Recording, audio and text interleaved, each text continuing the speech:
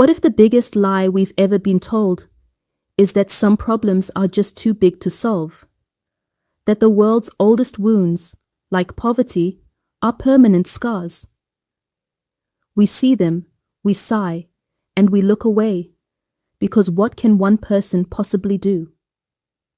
Well, today, we're going to expose that lie. We're going to start a journey to build a better world, not with impossible plans, but with 17 achievable steps. Think of it as building a better global neighborhood, and our guide is a young woman named Anna. Her story is a map, a way to remember these 17 steps by heart. Anna's journey starts at the very beginning. First, Anna had no money. She is replica of poverty, the very essence of the first Sustainable Development Goal, no poverty. Poverty isn't just an empty pocket. It's a cage with invisible bars. It's the silent weight on a parent's shoulders. It's the thief that whispers, day after day, "Your dreams don't matter." It's a splintered future, a story cut short before it's even begun. To understand, let's meet a weaver named Kaelen and his daughter, Lira. For them, poverty was the cold floor in the morning and the gnawing emptiness of a dinner plate that was never quite full. Kaelen was a master of his craft, but his old loom was worn, and his beautiful work earned him barely enough to survive. His greatest pain was not his own hunger. It was watching Lira's bright curiosity dim a little more each day. She would watch the other children walk to school, a universe away she could see but never touch. He was trapped in that cage, and he was terrified she was trapped in there with him. Then, one day, someone offered him not a handout, but a key, a tiny loan without interest, a microloan, just enough to buy a sturdier, more efficient loom. But it was the first glimmer of hope he'd felt in years. The sound of that new loom became the heartbeat of their home, the rhythmic clack, a promise.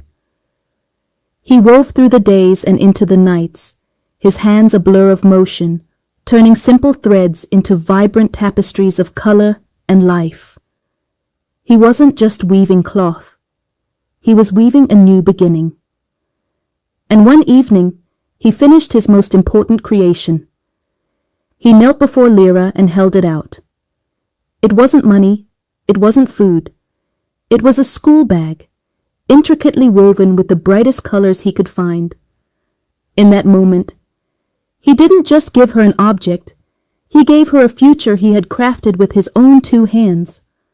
Her smile, that smile could have lit up the entire world. The bars of the cage melted away. Kaelen's story is not a fairy tale. It is a single note in a global symphony of progress. In the last 30 years, over 1 billion people have broken free from the cage of extreme poverty. Let that sink in.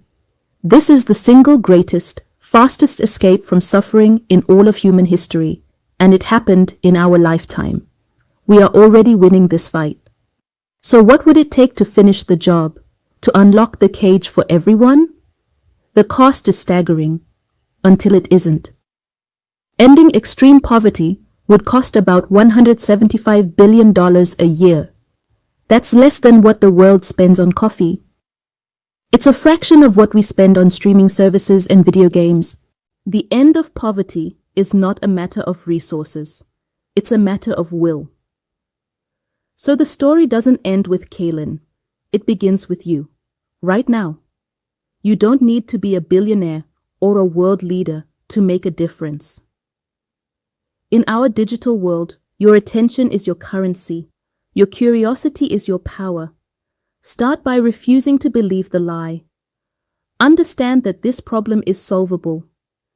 Then, do the simplest, most powerful thing you can do online. Share this story.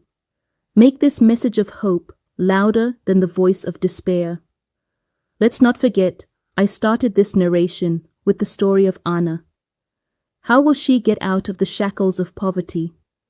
Who is going to assist her the way Kaelen was assisted? What's the next most urgent step for her to take? Join us next week for step 2 of Anna's journey. a goal that connects every single one of us. That's the second United Nations Sustainable Development Goal, zero hunger.